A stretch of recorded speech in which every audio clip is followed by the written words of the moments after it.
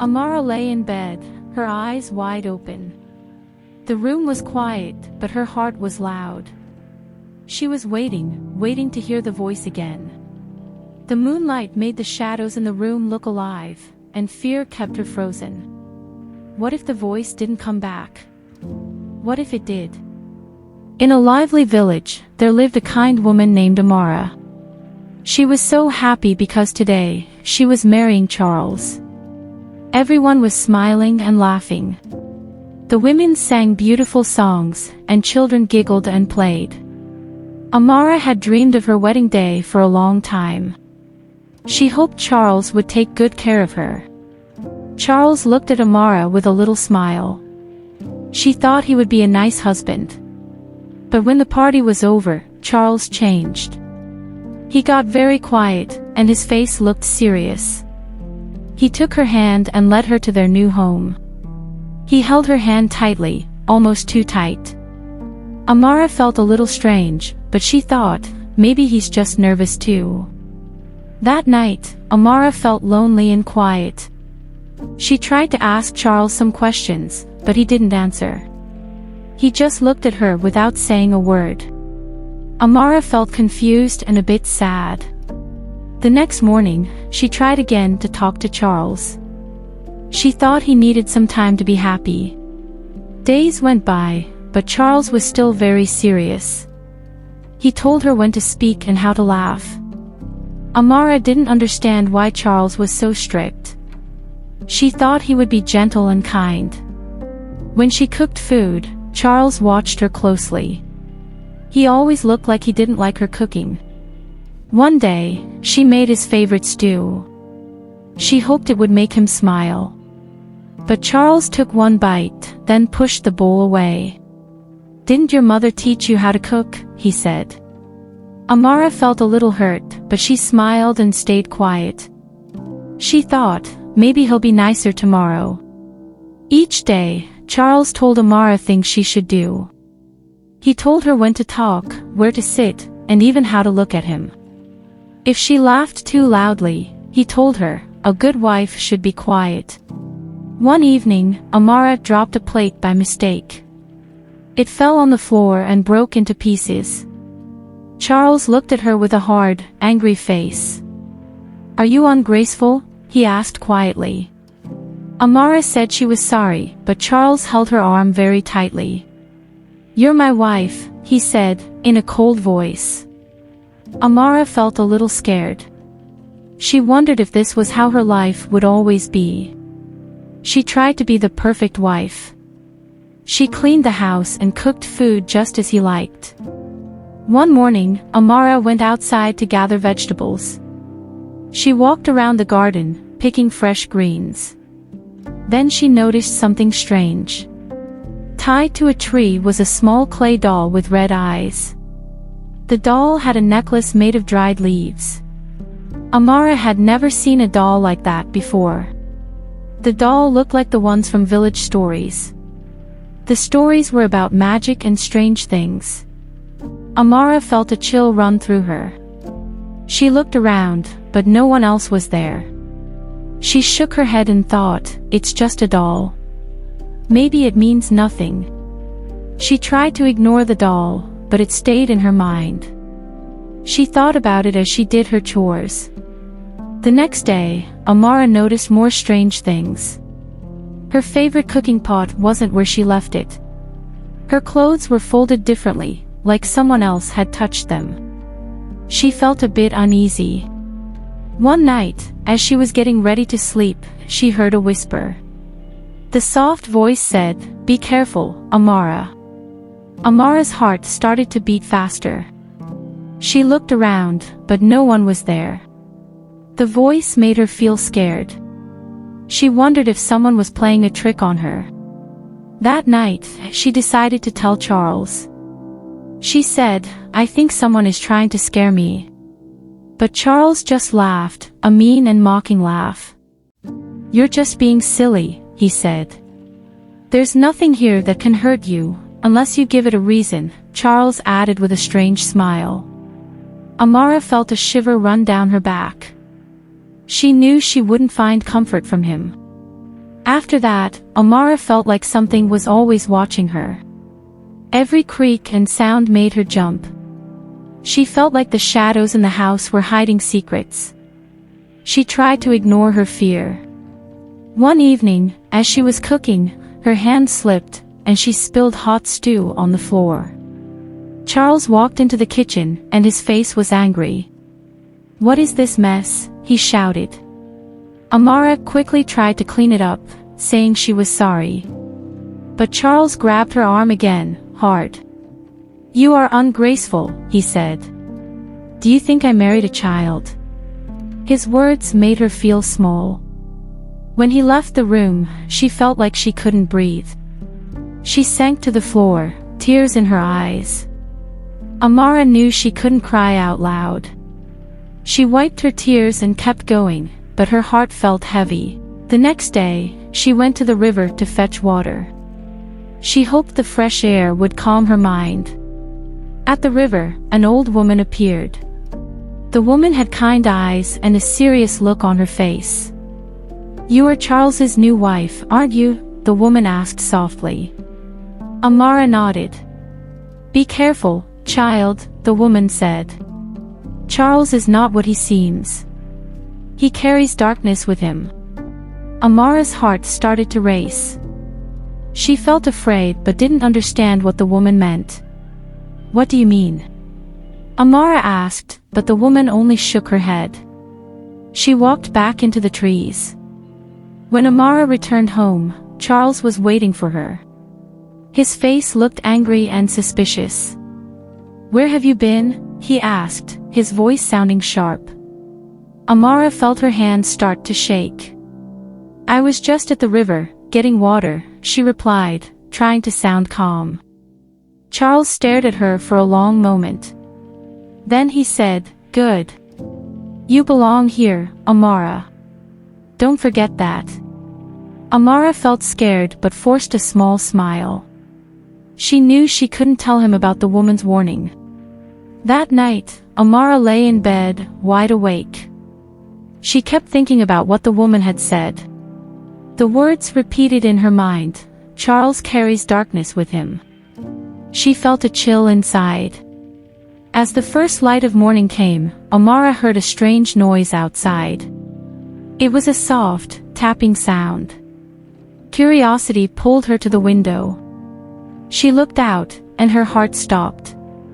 There, hanging from the same tree, was the clay doll she had seen before. But now, the doll's eyes looked different. The red beads glistened, like tiny drops of fresh blood. Amara gasped, her hand flying to her mouth. She felt a wave of fear and backed away from the window. Her mind was full of questions and worry. Amara didn't know what to believe, but she knew something was wrong. The darkness was real, and it was close. Every day, she felt the darkness growing around her, like a shadow following her every step. She knew that Charles was hiding something that made her heart feel heavy and afraid. The shadows in their home seemed to whisper to her, making her feel watched, even when she was alone. And the doll with red eyes was still there, hanging from the tree, reminding her that she was not safe. Amara felt trapped in a place she no longer recognized, with a husband she didn't understand. She missed her old life, where she felt happy and free. Now, each day felt harder than the last. One night, as she lay in bed, she heard the same whisper again. "Be careful, Amara." The voice sounded so close, like it was right beside her. Amara squeezed her eyes shut, wishing it would go away. She hoped that one day, she would find the courage to face the darkness around her. Until then, Amara waited, hoping that something would change, and the darkness would leave her alone. But deep down, she knew that the darkness was there to stay, and she would have to find a way to survive. Amara couldn't stop thinking about the woman who visited her. Every night, she stayed awake, waiting to see her again. Amara wanted to talk to the woman, to ask her for help. She wanted to know if the woman could help her with Charles. But the woman didn't come back, and Amara felt sad. Amara lay in bed, feeling alone and scared. She thought of the woman's voice, soft and strange. Life with Charles was getting scarier every day. Charles watched her all the time like he was waiting. Amara tried to stay quiet, hoping he wouldn't get mad. But it didn't matter, he still stared at her every day. She felt like a tiny mouse, hiding from a big cat. Every step she took, she thought he might be behind her. One morning, Amara was making Charles's breakfast. She was chopping vegetables, being very careful. Then, she heard him call her name in a loud voice.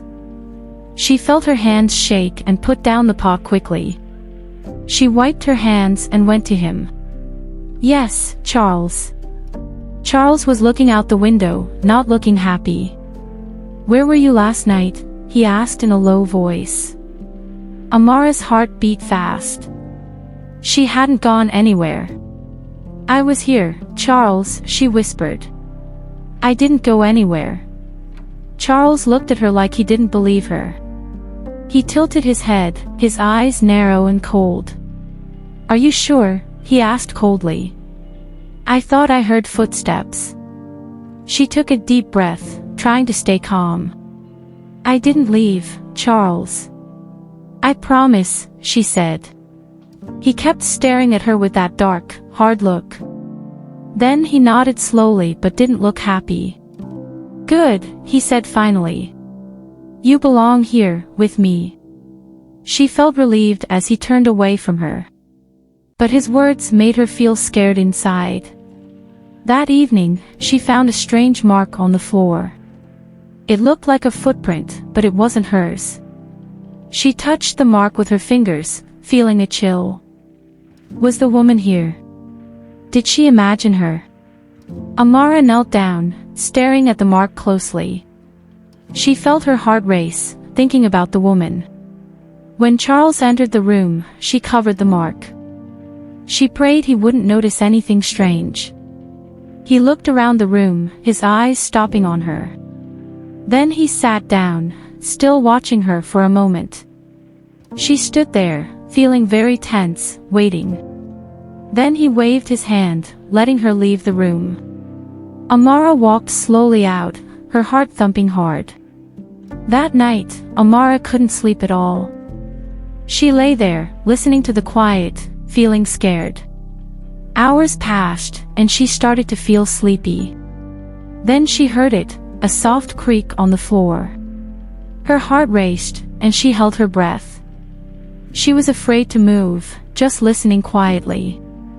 Then, out of the dark, she heard a whisper. "Amara, you're not safe here." The whisper was quiet but made her feel cold. She tried to sit up, but fear kept her frozen. The whisper faded, and it was silent again. Amara blinked, wondering if she had imagined it. She couldn't shake the feeling that someone was there. Amara thought, was it a dream or was it real? When morning came, Amara felt so tired and scared. She couldn't tell anyone about the voice she heard. She knew Charles would get angry and wouldn't believe her. She looked around all day, expecting to see the woman. But the woman didn't appear, and she felt even more confused. Amara thought about the whisper every second. She wondered if it was real or if she dreamed it. That night, she lay on her mat, trying to sleep. She squeezed her eyes shut, but sleep didn't come. Then she heard footsteps again in the quiet. Her heart jumped, and she sat up, looking around. "Charles," she whispered, her voice tiny. There was no answer. Only quiet filled the room. In the dark corner, she saw a shape standing there. Amara wanted to scream, but she couldn't make a sound. The figure moved closer, and she saw her face. It was the woman from the river, looking serious. Amara's heart was thumping like a drum. She felt frozen, unable to move or speak. "You must leave," the woman whispered to Amara. "If you stay, he will destroy you," she said. Amara's heart raced as she tried to understand. She wanted to speak, to ask what the woman meant. But before she could speak, the woman disappeared. Only silence was left in the room, making her shiver. Amara lay down, her body shaking with fear. She kept thinking, who is this woman? Why is she here? The next day, Amara couldn't focus on anything. She moved slowly through her chores, feeling lost. Every sound made her jump, wondering if it was her. As the sun rose, she finally closed her eyes, feeling so tired. But the woman's warning stayed with her, even in her dreams. If you stay, he will destroy you. Amara couldn't forget those words, no matter what she did. She felt like the words were wrapped around her heart. She couldn't eat, couldn't sleep, always looking around. Amara kept thinking about leaving, but she was scared. Then, just as Amara started to drift off to sleep, she heard a loud, horrible scream echoing in the house. Her eyes shot open, and she sat up quickly. She didn't know where the scream was coming from. She only knew that it was close, and it was loud. Amara's heart beat faster as she listened. She knew that scream. It was Charles. Amara wanted to run to help, but she felt frozen. What if it was a trick to make her come closer? The scream stopped, leaving the house silent again. But the silence felt even scarier than the scream. Amara stayed still, listening, waiting, barely breathing. Then she heard footsteps moving down the hall. Each step was heavy, slow, coming closer. She couldn't tell who was coming, and she felt cold. Amara held her breath, hoping they wouldn't find her. The footsteps stopped right outside her door. She felt her heart beating like it would explode. Amara wished the woman would come back and save her. She waited, staring at the door, feeling so small. The door slowly started to creak open, bit by bit. Amara couldn't move, couldn't scream, just watched. The room was dark, and she couldn't see who was there. Then she saw a hand reach out, pale and cold. The hand moved toward her, reaching closer, closer. Just as it was about to touch her, Amara screamed. Her scream echoed through the quiet, breaking the silence. The hand pulled back, disappearing into the shadows. The room was empty again, but she felt it was watching. Amara stayed up all night, too scared to sleep. Every little sound made her jump, fearing it was back. The next morning, she felt so tired, barely able to move. She wished she could leave, but fear kept her there. But she knew deep down that if she stayed, things would get worse. Amara sat alone, thinking of what to do next. She remembered the woman's warning, if you stay. But she felt trapped, not knowing if she could escape. The village festival was alive with joy and music. Drums beat steadily, people clapped and laughed. Children darted between the adults, their laughter ringing through the night. Bright lanterns hung from trees, casting a warm glow over everyone. Amara stood at the edge of the gathering, away from the light. She watched the dancing from a distance, her face blank. The happy voices sounded far away, like a distant dream. She wasn't part of it, not anymore. In the crowd, James noticed her standing alone. He remembered Amara as someone full of life. She used to have a warm smile and a kind word for everyone. But now, she looked different, like someone had taken her light. Her shoulders were slumped, her face tired and sad. Amara kept rubbing her wrist, and James noticed something. He saw a dark bruise, just barely visible in the lantern light. James felt worry grow in his stomach. He had heard whispers in the village about Amara. People said she changed after her marriage to Charles. But seeing her like this, with sadness in her eyes, made it real. He wanted to speak to her, to ask if she was all right. But he saw Charles nearby, watching her from the shadows. James knew it wasn't safe to approach her here. So, he waited, watching and hoping for a moment alone. As the night went on, Amara slipped away from the crowd. She found a quiet spot by the river, away from the noise. She knelt by the water, dipping her fingers in the cool stream. The sounds of the festival faded into the trees. But even here, she felt trapped, like a bird in a cage. Amara. She looked up quickly, startled by the voice. James stood a few steps away, watching her with concern. He held up his hands, showing he meant no harm. "Sorry if I startled you," he said gently. "I saw you by yourself and wanted to check on you."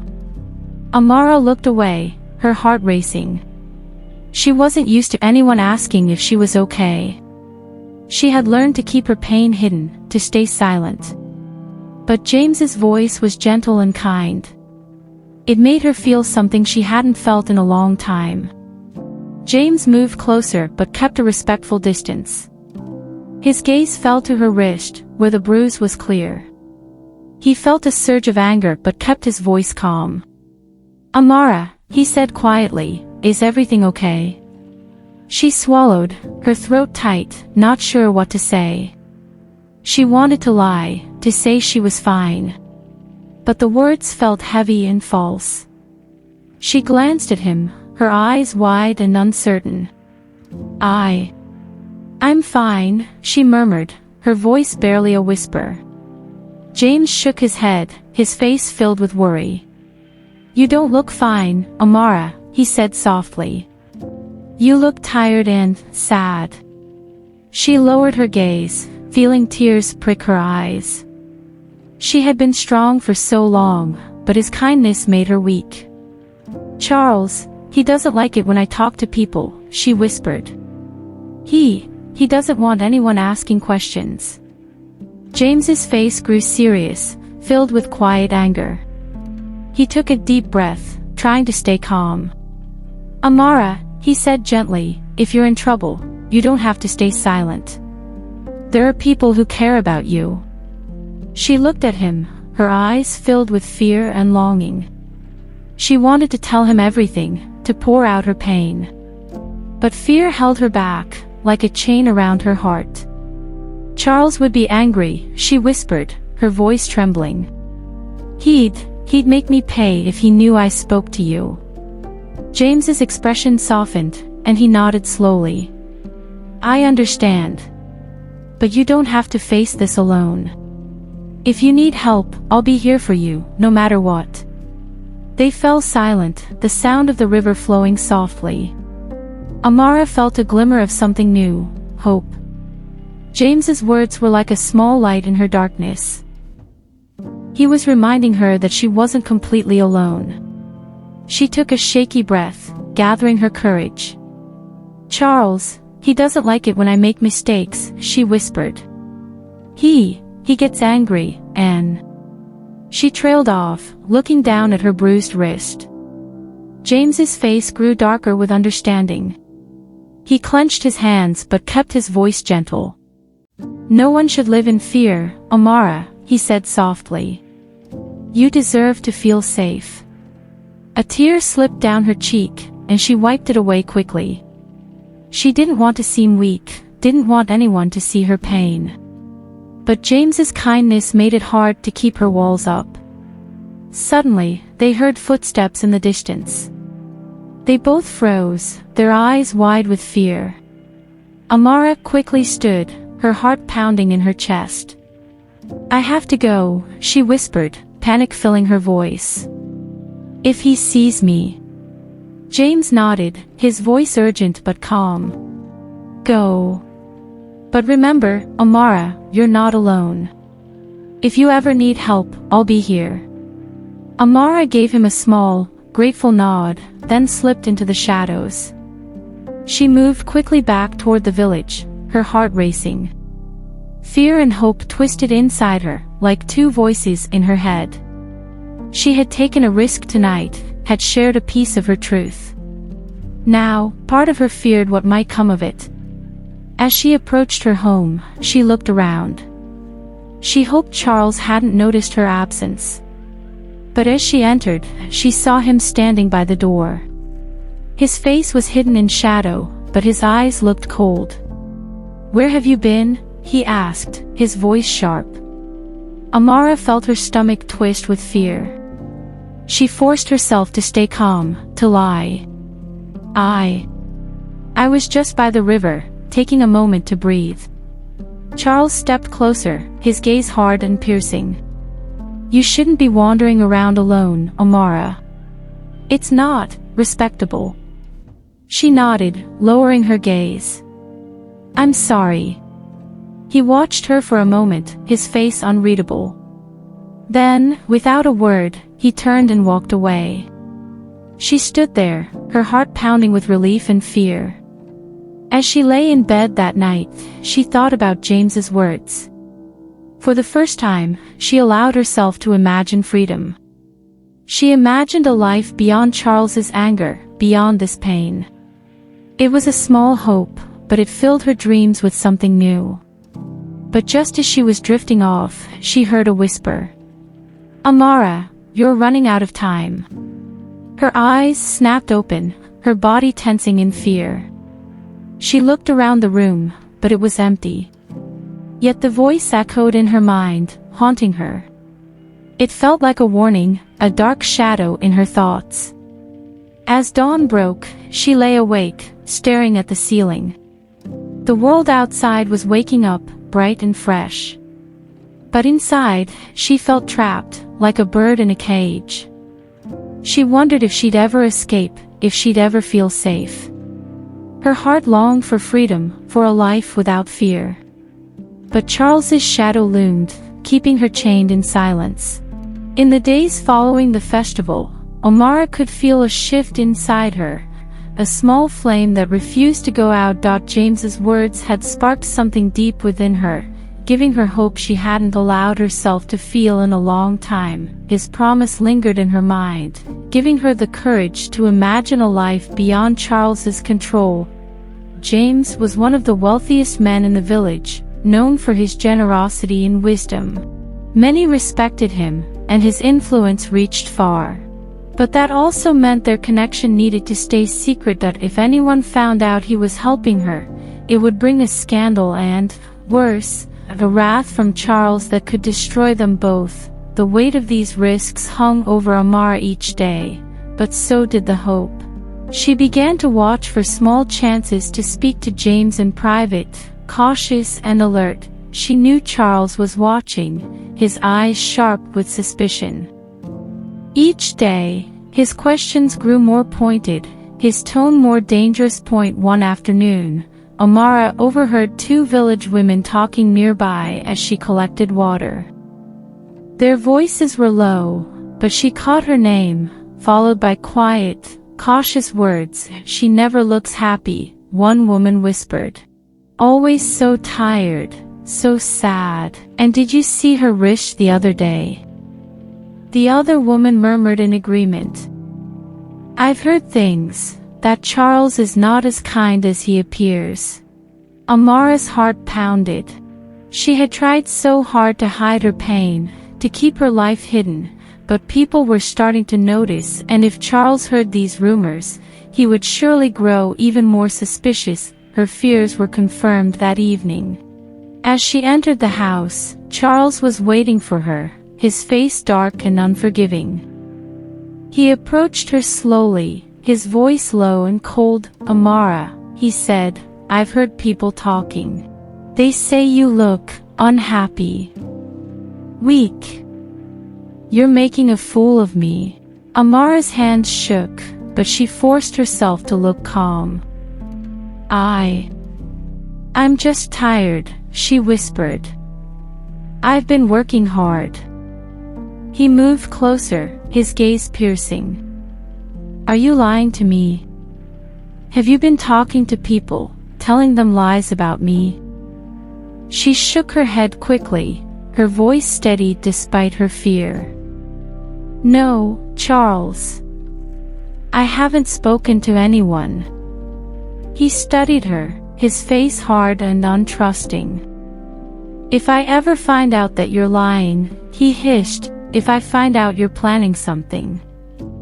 I'll make sure you regret it. And anyone who tries to help you will regret it too." Her heart sank, but she nodded, keeping her gaze down. She knew his threat wasn't empty.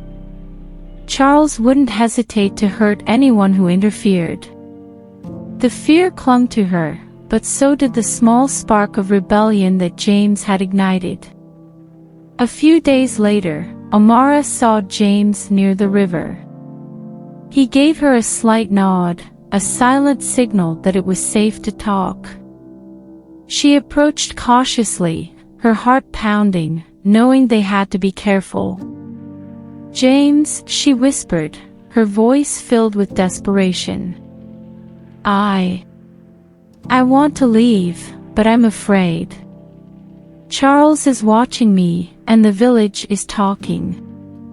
James's face was calm, his voice steady. "I know the risks, Amara. And I know what he's capable of. But my position in this community can protect us, at least for a while. We'll need to be careful, but I can arrange for help."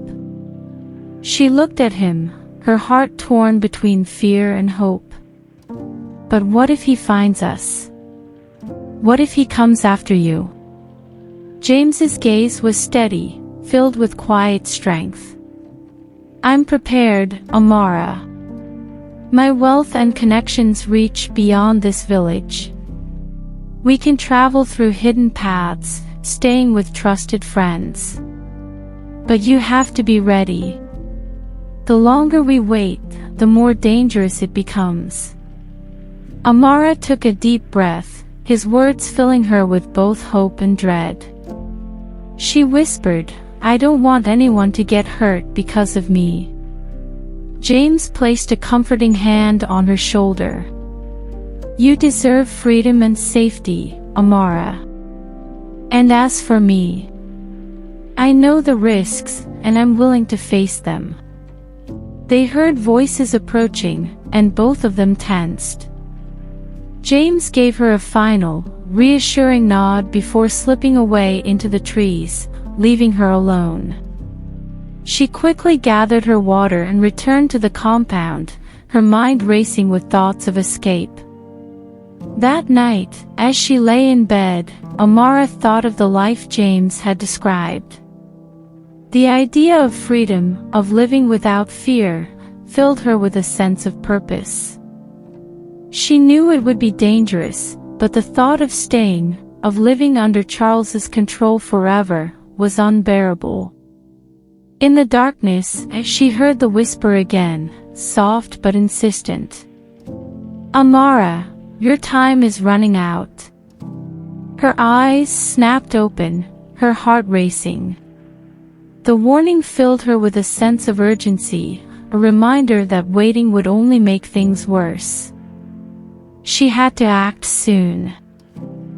If you are interested to know how the story unfolds, don't forget to like, subscribe and write continue in the comments section. Kindly tell us where you are watching from.